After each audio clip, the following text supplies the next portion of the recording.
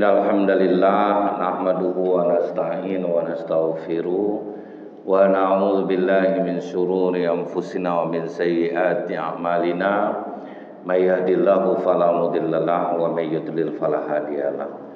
Asyhadu an la ilaha illallah wahdahu la syarikalah wa asyhadu anna Muhammadan abduhu wa rasuluh. Allahumma salli wa sallim wa barik ala hadzal nabiyil karim wa ala alihi wa sahbihi ajma'in. Bapak-bapak pengurus masjid yang saya hormati, alim ulama, tokoh masyarakat, cerdik pandai, Bapak Ibu yang saya muliakan, hadirin hadirat yang semoga kita semua senantiasa dirahmati oleh Allah.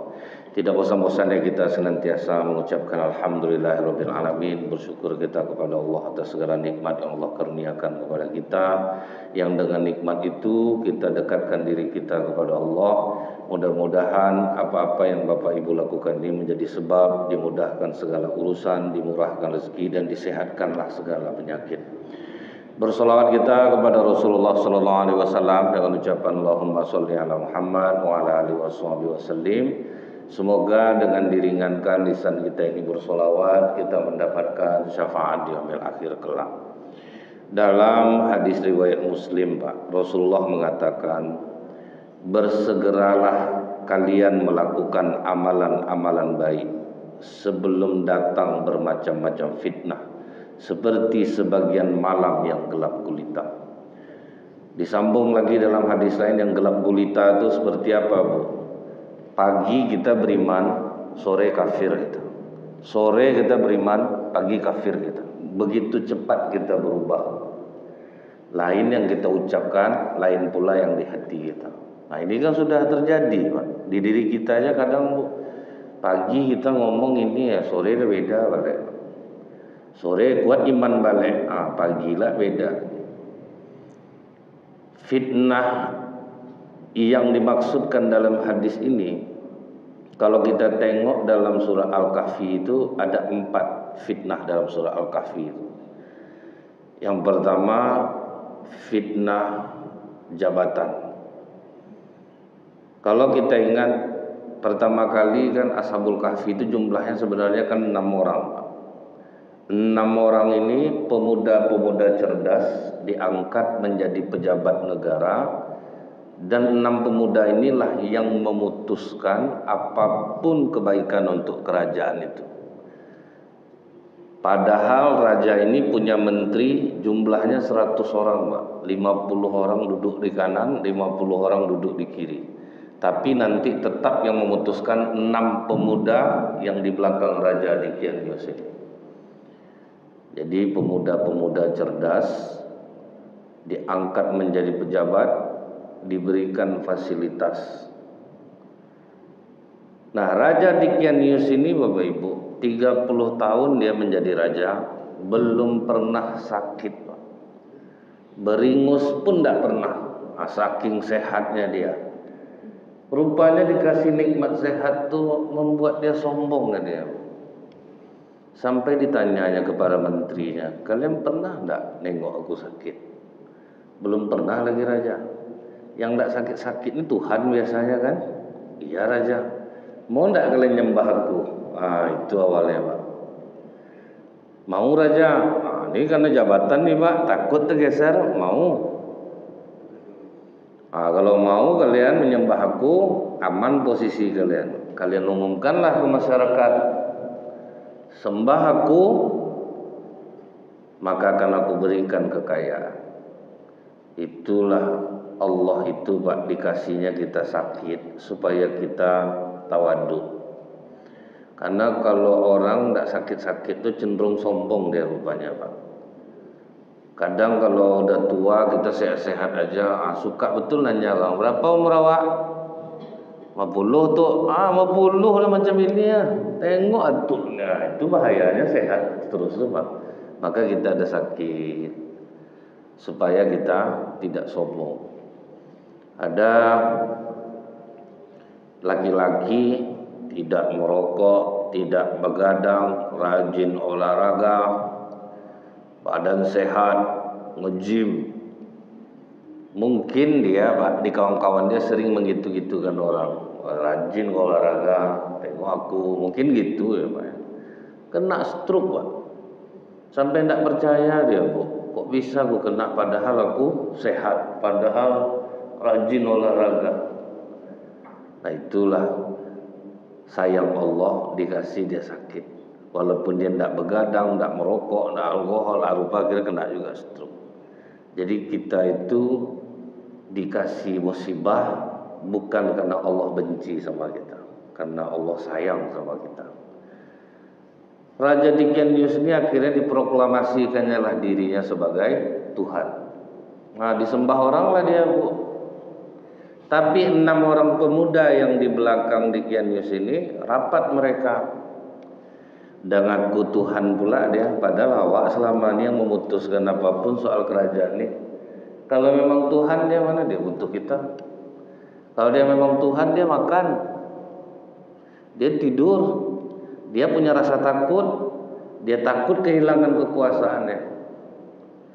Jadi bagaimana menurut kau, kata yang lain, kalian berani tidak meninggalkan jabatan kita ini, tinggalkan fasilitas, menyingkir kita dari kerajaan ini, kita selamatkan akidah kita. Nah, jadi melawan enggak Pak? Karena kalau melawan penguasa itu resikonya besar.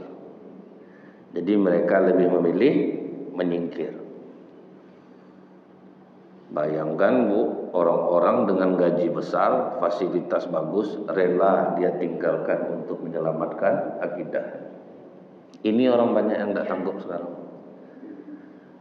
Kami tahu kerja pimpinan kami ini salah Ustaz, tapi macam mana lah, kami di bawah sistem. Itu jadinya Pak, ternyata banyak orang sholat yang sudah seperti ini Pak. Biarlah akidahnya tergadai, biar agamanya tergadai, asal dunianya selamat. Hampir merata tuh Pak. Misalnya nanti saya ceramah di kantor ini, yang Ustaz bilang itu betul Ustaz. Tapi yang macam mana lah Ustaz, kita ini di bawah sistem. Berarti mereka sudah mengetahui. Ingat saya langsung pemuda-pemuda Ashabul Kahfi ini rela kehilangan jabatan, kemudian fasilitas yang begitu mewah, lari. Tapi dia tidak melawan kepada penguasa, karena melawan penguasa itu resikonya sangat besar. Jadi kalaupun ada misalnya pegawai, dia tahu pimpinannya salah, bukan pula harus diombar-ambarnya ke orang, bukan harus gitu, enggak Pak. Kalau tidak cocok rasanya, mundur. Nah, itu maksudnya itu Pak. Macam Abu Zar Al-Ghifari radhiyallahu an dengan Utsman bin Affan. Dia kan tidak cocok sama Utsman Bu. Berbeda cara pandangnya. Apa kata Abu Zar Al-Ghifari? Mohon maaf Khalifah, aku tidak sependapat denganmu, izinkan aku mundur dari pemerintahanmu. Akan mundur dia Pak. Tapi dia tidak ada menjelek-jelekkan Utsman. Bahkan ketika ada orang-orang yang memanfaatkan, Abu Zar, kau betul, kami berada di belakangmu. Kita demo Utsman bin Affan, kita turunkan dia dari pemerintahannya. Jawaban Utsman apa Pak? Jangankan mengkudeta Utsman bin Affan, kalau Utsman bin Affan memanggilku saat ini, Abu Zar, gantung dirimu, aku gantung diri aku. Jadi tidak bisa diasut Pak. Kalau kita kan tidak cocok, nanti diburukan kan itu Pak ya. Oh presiden ini, gubernur ini, apa ini. Orang pun suka lah nengok orang macam-macam itu. Orang-orang ceramah macam itu kan suka orang Pak. Memburukkan orang ini Bu, paling hobi orang ya di masjid itu, karena pakai takbir lah tuh Pak. Sudah memburukkan orang, pakai takbir lah begitu. Fir'aun aja Bu, yang banyak membunuh orang, ngaku Tuhan malahan. Apa perintah Allah kepada Nabi Musa?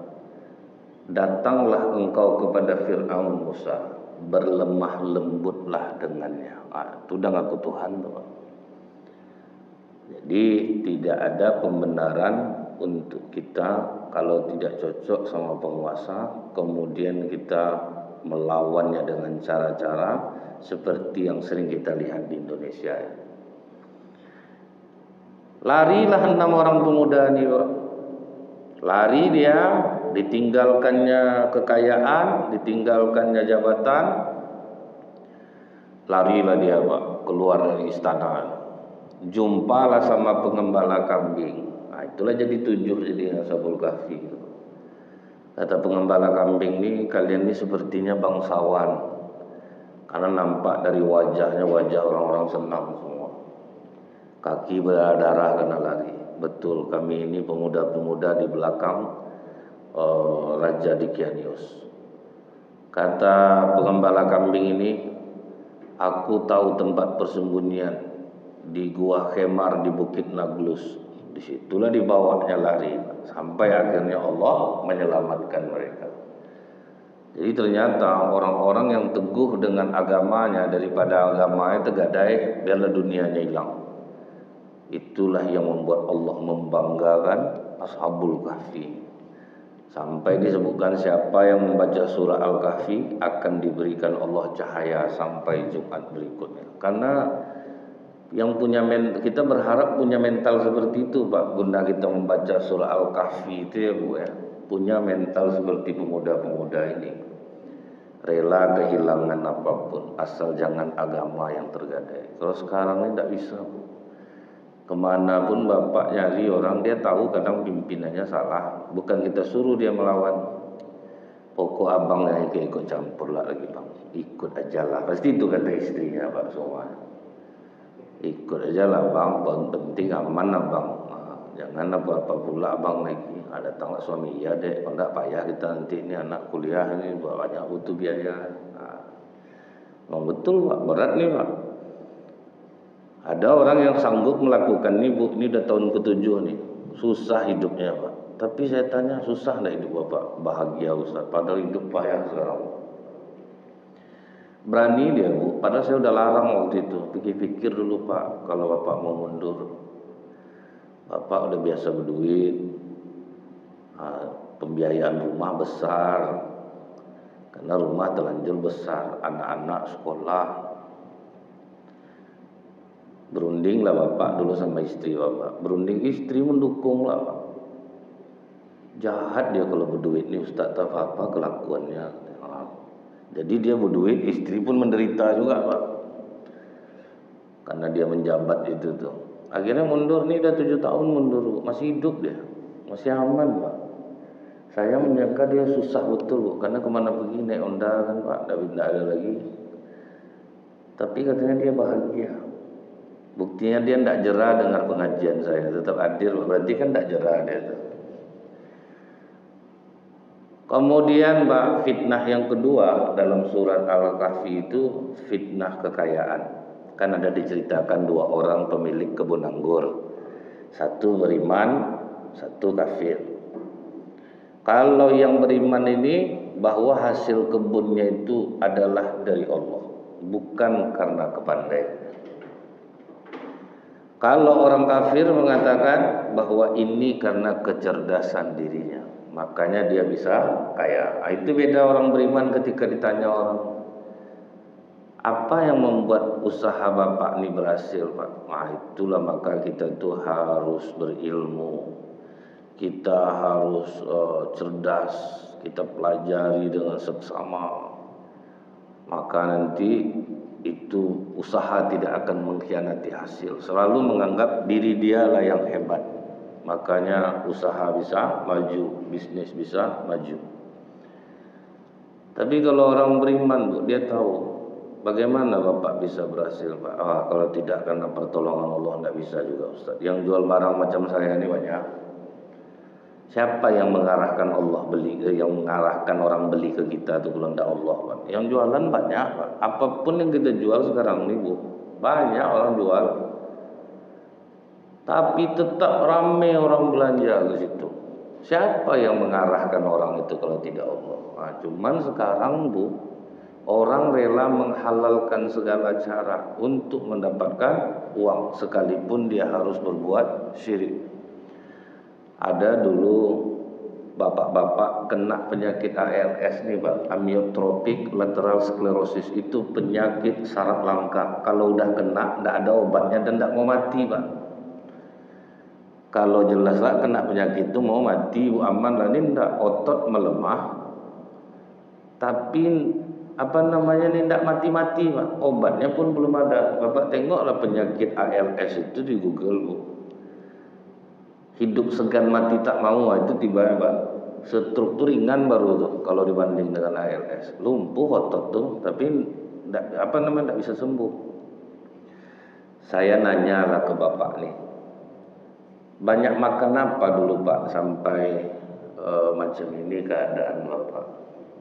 Bukan makanan Ustaz, kelakuan yang buat saya macam ini. Diakuinya Pak, kelakuan yang buat saya sakit. Maksud Bapak, saya ini dulu pengusaha Ustaz, jadi saya suka ikut-ikut tender lah di pemerintahan. Untuk meloloskan tender tuh Ustaz, kan kita sogok. Berapa orang tuh sogok semua tuh, siram dulu. Itu kan kita sudah kena tibanya Pak. Kalau seperti ini nih, kita kena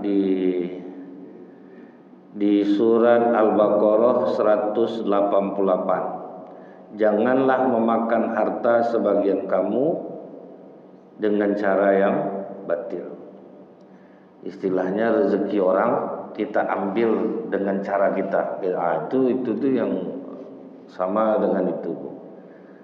Supaya orang memilih kita lakukan itu. Pokok Pak, aman tuh untuk Bapak. Padahal orang-orang lain bagus-bagus nih Pak. Akhir disuapnya lah orang-orang itu Bu. Sudah disuapnya. Yang kedua saya pakai paranormal Ustaz. Pakailah dukun supaya menggolkan tender tuh. Saya kira Bu untuk macam ini aja, rupanya untuk pilkada, pilwako ada kiainya rupanya Bu. Saya terkejut juga Pak. Jadi saya hubungin tuh Ustaz. Ini dari orangnya langsung loh Bu, enggak pula saya buat ngomong Pak. Kemarin saya udah ke daerah Jawa tuh Ustaz, saya ketemu kiai-kiai itu udah banyak dipakai orang tuh. Kalau untuk pilwako bagus dia Ustaz. Berapa bayarnya Pak? Saya murah dimintanya cuma Ustaz, saya sangka murah itu sejuta, 500 juta Bu. Ada yang 1 miliar bagi pejabat yang pakai dia. Bayangkan Pak, percaya orang. Saya kalau jahat Pak, mungkin saya buka lah jasa itu. Kan orang yakin aja kalau lolos dia naik nama saya. Kalau enggak kan pandailah saya nanti jawab. Rupanya enak Pak, membohongi orang-orang macam itu tuh enak, dia mau naik kan. Sempat mau lah kita gitu Bu ya. Kalau Ustaz bisa enggak Ustaz mengawal saya sampai pilkada nih? Sebentar Pak, saya tengok dulu, pura-pura menung saya agak-agak 5 menit Pak kan. Kodam Bapak apa nih Pak, bisa nampak. Kan inilah nih Pak. Berapa kira-kira Ustaz? Saya enggak minta uang. Emas lah. Kan ini biar enggak seolah-olah enggak butuh duit gitu. Emas lah. Tapi emas lebih daripada uang lagi Pak ini minta. Orang percaya, orang macam itu sedang bodoh-bodohnya Bu, enak dibodoh-bodohi Pak. Padahal pendidikan tinggi-tinggi itu. Itu loh, pakai suap satu, dukun satu. 2 dosa besar digabung sekaligus Ustaz, kata dia. Perpaduan 2 dosa besar ini lolos perusahaan saya. Yang senang bukan saya aja, pemilik rekening itu udah nunggu tuh Ustaz. Pak udah ditransfer. Akhir dengan duit itu Ustaz, semua kelakuan saya buat. Sampailah dia kena dalam surah Al-An'am ayat 43. Hatinya menjadi keras dan setan pun menampakkan keindahan atas apa yang mereka kerjakan. Makanya orang-orang sedang dalam kenikmatan tuh, Bapak nasihati tidak akan mempan, karena hatinya memang sudah dikeraskan oleh Allah. Dan dia sudah melihat indah aja apa yang dibuatnya tuh. Itu kau tengok tuh, rajin sembahyang, banyak penyakit, hidup susah. Kau tengok aku nak sembahyang, sehat badan aku. Itulah Pak, dijadikan contoh. Maka anak-anak muda sekarang malas sholat ke masjid. Atuk tuh rajin ke masjid, penyakit banyak tuh. Atuk tuh dari zaman Jepang tak pernah ke masjid, sehat badannya. Iya pula, memang betul Pak. Saya pernah kenal orang tak pernah sholat tapi badan sehat Pak. Jadi saya jelaskan ke anak muda itu, itulah bukti keadilan Allah. Allah kalau orang tidak dekat sama dia di dunia, dikasihnya surganya di dunia. Dikayakan, makin jahat makin kaya, badan makin sehat, anak-anak berhasil semuanya. Orang iri nengoknya Pak, padahal itulah bentuk keadilan Allah tuh. Ambil surga kalian di dunia, tapi kalian tidak mendapatkan lagi di akhirat. Jadi orang banyak tidak tahu yang seperti itu, bahwa itu adalah istidrat. Kan itu istidrat sebetulnya Pak. Makin jauh dari Allah, makin murah rezeki, makin banyak maksiat, makin sehat badan. Nah, itulah tandanya tuh. Nah setelah itu sampailah kena pula dia alhaqumut takasur, bermegah-megah telah melalaikan kamu. Baru diancam Allah lagi Pak, Al-An'am 42. Kami siksa dengan menimpakan kesengsaraan, kemelaratan, supaya mereka mohon kepada Allah dengan kerendahan diri. Akhir kenalah penyakit itu. Hidup segan, mati tak mau. Ada guna lagi. Jadi ini fitnah harta ini ya memang sangat mengerikan. Orang sekarang ini tidak peduli, yang penting dia dapat harta apapun jalannya, dan semua itu sudah dianggap halal. Dia ada pencuri hitam, ada pencuri putih Pak. Kalau pencuri hitam itu Bu, yang maling-maling sulap di masjid, kemudian mesin air orang, TV. Malingnya maling kecil, penjaranya sama dengan maling duit 1 miliar Pak. Itu yang pencuri putih. Akhirnya orang berpikir Bu, bagus jadi orang maling ini, maling putih aja lah, tidak usah awak ganteng, tapi nipu orang Pak kan, dapat duit aman Pak di penjara besok. Jadi kadang kasihan juga itu, padahal kadang kalau maling hitam azab dipukul orang kan Pak. Azab dipukul orang, ini maling mesin air, sendal, azab dipukul orang. Maling putih Bu dihormati orang Pak. Padahal dia sekali ngambil duit, wah ngeri lagi itu Pak pencurinya. Tapi saya heran Bu, yang maling-maling putih itu suka ngomong orang itu tuh tidak jujur orangnya itu. Itu aneh ya Pak. Padahal dia malingnya maling besar Pak, tapi tetap mengatakan kalau orang itu tidak jujur, itu tidak jujur. Sampai saya balik kan, Ibu jujur enggak menurut Ibu? Saya tahu apa yang Ibu buat dulu untuk mendapatkan duit ini. Ini contoh nih Bu ya, saya sering katakan. Misalnya dari dinas kebersihan yang nyapu di jalan utama ini sepanjang ini seharusnya misalnya 4 orang. Itu mereka potong dulu jadi 2 orang. Menzalimi orang enggak tuh Pak? Sementara yang 2 ini gajinya diambil.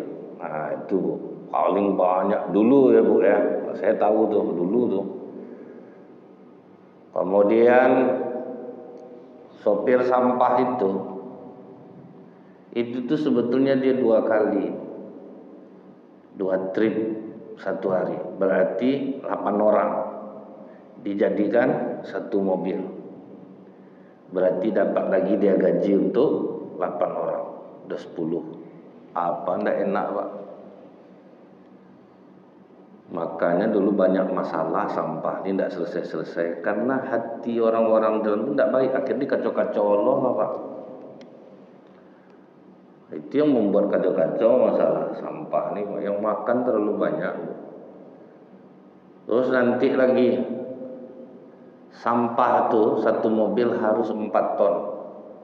Sementara pas ditimbang tidak ada yang sampai 4 ton. Dibayar pula lagi orang yang nimbang supaya bisa menjadikan 4 ton. Jadi udah wah, memang ngeri Pak. Awak sembahyang juga, berdoa juga, zikir juga, kelakuan ndak ya Pak. Berharap doa dikabulkan Allah, kan aneh itu. Nah, ini gara-gara fitnah harta, orang-orang sholat pun kena di dalamnya. Nah, orang-orang rajin sholat pun kena di dalamnya. Akhirnya banyak orang-orang rajin sholat ini mendapatkan uang juga dengan cara yang salah. Dia tidak peduli lagi, yang penting kita jual beli. Saya lihat Pak, orang jual emas, Kemudian sering bermasalah. Padahal bapak ini rajin sedekah. Di mana kena ya? Pas duduk saya di toko dia, memang ngeri betul ngolah orang rupanya Pak. Aduh, inilah nih. Berapa jam nih Pak Haji? Jam-jam antik tuh Pak. Itu 11 juta mau saya jual tuh. Kurang lah Pak Haji, 9 juta. Langsung macam berdering HP-nya Bu. Ah ya kuali. Apa kok? Oh jam yang ini sedang ditawar sama Akong nih ha. Oh jadi kuali ngambil 11. Ayolah saya tahan lah barang nih. Langsung ini, udahlah 11 saya aja lah kata yang beli. Saya tanya siapa nelpon tuh, pada pandai saya, manalah ada orang nelpon katanya. Ah itu dianggap boleh tuh Pak. Itu dianggap kecerdasan, strategi marketing kata orang, supaya menjadi dia beli. Saya karena pedagang juga Pak ya, cuman saya sering bilang jangan pernah kita itu gara-gara untuk mendapatkan harta, omset kita sedang turun, terus kita bohongi orang. Tetap teguh sekalipun kita harus kehilangan omset. Kan kadang di saat omset kita turun, misalnya sekarang ini pedagang kan rata-rata turun nih Pak, apalagi seperti saya desain interior, itu tuh turun Bu, karena orang baru liburan, baru habis lebaran, kemudian masuk anak sekolah, kuliah, bersamaan semuanya Bu, hampir di bulan Agustus sampai bulan Agustus ini. Jadi kita memaklumi keadaan itu, usaha pasti turun. Nah itu kadang Bu, banyak godaan tuh, banyak godaan-godaan menghampiri kita. Jadi justru kalau kita bertahan, sekali Allah kasih Bu, bisa menutupi omset 1 bulan, 1 aja. Jadi itu kadang itu dibuktikan Allah, kuat-kuat aja lah kita, tahan godaan. Dalam keadaan seperti itu kita sell barang dengan harga di bawah kadang Bu, tidak mendapatkan laba, yang penting tertutup. Biar kita bertahan seperti itu. Akhirnya nanti diganti oleh Allah untuk menutupi kekurangannya. Itu fitnah yang kedua dalam surah Al-Kahfi yang harus kita hati-hati. Ini kadang bapak ibu nih anaknya pangkat rendah, kaya raya hidupnya, dibilangnya anak dia banyak usaha. Kadang padahal kita tahu Pak, gaji anak aku sekian, kok bisa dia punya ini.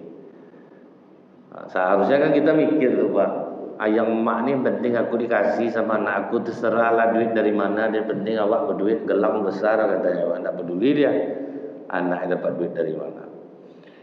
Nah kemudian fitnah yang ketiga itu adalah fitnah ilmu dalam surah Al-Kahfi itu.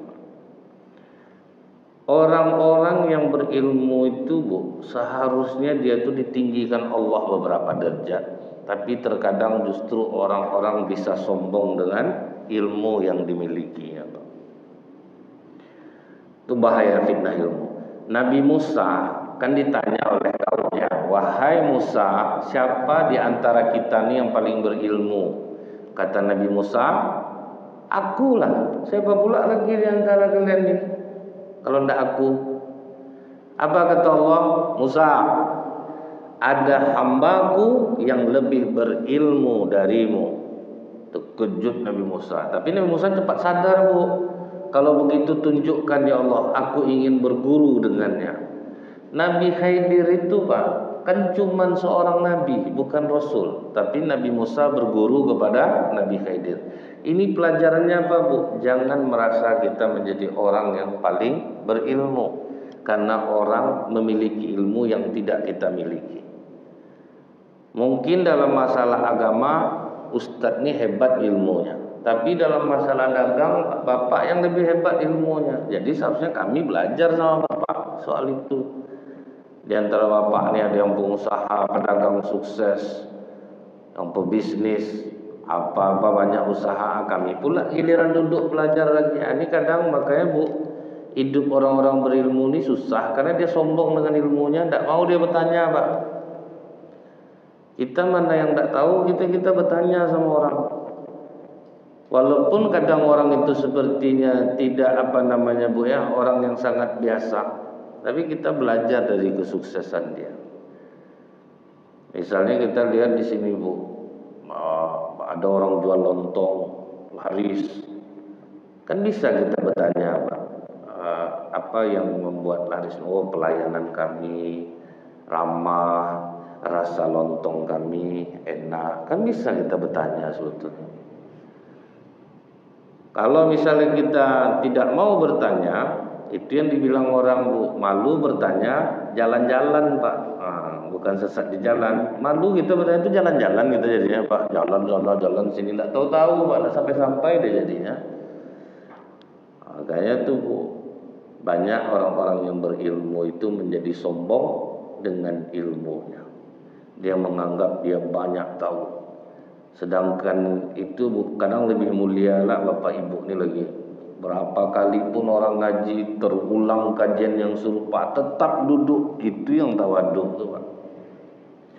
Tetap duduk, tetap mendengarkan. Kadang orang-orang berilmu tidak mau dia Pak. Ada yang ingat saya Bu ya. Kalau misalnya macam saya ngisi di sini, ada ustadz di sini tidak duduk. Itu tuh etika tuh Bu. Karena kami sesama mubalik itu pasti seperti itu Pak. Kalau ada kawan di dalam itu tidak enak kami ceramah gitu. Karena kita sama-sama kawan. Tapi Bu ya, ada orang kadang-kadang itu saya ada waktu itu diundang. Yang undang saya ustadz masjid tuh. Tetapi selalu menghilang dari awal. Tak pernah saya jumpa dia. Itu tuh yang Bu ya, karena kita tidak jumpa Pak. Sampai dia ngundang lagi, saya bilang saya tidak kenal sama Ustaz. Suruh orang lain yang undang saya. Mungkin dia bertanya ke pengurus masjid, ngapa saya sampai seperti itu. Mungkin disampaikannya. Dari awal ngundang Pak, yang ngundang dia, tapi dia tidak pernah muncul. Itu tuh Pak. Sehebat apa betul ilmu Ustaz, sampai basa-basi lah sedikit. Macam kita di sini kan tetap jumpa Pak, nanti baru pergi ya gitu Pak. Itu biasa, itu memang seperti itu. Jadi kita orang berilmu nih Bu, contohnya nih Bu, banyak bapak semakin berilmu istrinya semakin tidak enak dia di rumah. Ngapa bapak sama ibu muak saya nengok istri saya ini Ustaz. Semenjak rajin pengajian ini azab bawa disalah-salah di rumah tuh. Kadang mau duduk enak loh, suami macam apa ini? Orang kalau duduk tuh berzikir, kena terus saja saya Ustaz. Makin berilmu dia makin teraniaya saya rasanya di rumah tuh. Beruduk awak udah tua, beruduk bodoh juga lagi bakal mengaji abang tuh oleh Pak. Jadi kadang itulah yang harus dijaga-jaga itu Pak ya. Jangan sampai kita merasa punya ilmu kemudian merendahkan orang lain. Nengok orang salah, kita harus tahu dulu Pak, dia salah karena kebodohan dia, atau karena dia tidak tahu, atau karena dia tahu tapi dia belum bisa mengamalkannya. Makanya kita bertanya. Contohnya gini Bu ya, kan ada orang takbiratul ihram, Allahu Akbar, tangannya langsung ke kiri Bu. Jadi saya usut lah Pak, kenapa orang sebagai rupanya gini dulu. Pas orang belajar kepada Rasulullah habis di perang Hunain. Di perang Hunain kan kena Rasulullah pakai lembing Pak. Jadi Rasulullah itu sholat sambil menahan lukanya. Itu yang dibuat orang Pak. Ini sekarang saya takut juga nih Bu. Udah 3 hari ini kaki saya ini sakit karena 16 jam saya di jalan. Jadi saya pakai sendal kulit keras tuh Pak. Jadi gas tuh menekan, punggung ini kena. Selama di jalan tuh tidak sadar. Pas sudah pulang baru terasa sakitnya Pak. Tertekan berjam-jam punggung kaki itu Bu. Akhirnya saya sholat, duduk antara 2 sujud tuh saya begini, bukan seperti biasa. Saya takut orang yang belakang nengok saya Pak. Dicontohnya nanti Pak kan, padahal dia tidak bertanya dulu kenapa saya seperti itu gitu. Nah, itu makanya gunanya itu Bu, kita telah dulu ini kenapa dia berbuat seperti ini, apa dasar dia. Saya pernah nengok orang sholat sunat sehabis sholat asar Pak. Saya ajak duduk, Bang, abang mungkin ada hadisnya enggak Rasulullah sholat setelah sholat asar nih, karena saya belum menemukannya. Dia jawab ada, dulu Rasulullah dia itu terlambat sholat zuhur, sholat sunat zuhur, kemudian dikodonya di sholat asar. Nah, jadi baru saya bilang sama dia, yang abang bilang betul Bang, karena Rasulullah itu sholat sunat itu wajib baginya. Jadi Rasulullah itu Bu ya, sholat sunat itu wajib bagi Rasulullah Pak. Jadi tidak boleh ditinggalkannya. Karena dia ada tamu di waktu zuhur, jadi sempat tidak sholat sunat di zuhur. Makanya dikodo di waktu asar. Itu bukan untuk kita. Nah, kalau kita buat macam itu Pak, ya menyalah lah jadinya Pak. Ada orang buat sholat sunat setelah subuh. Habis sholat subuh Pak, sholat sunat dia. Nah, kita harus bertanya Bu, kenapa melakukan itu? Rupanya dia mengkodo sholatnya yang tertinggal bertahun-tahun dulu, dia kodo sekarang.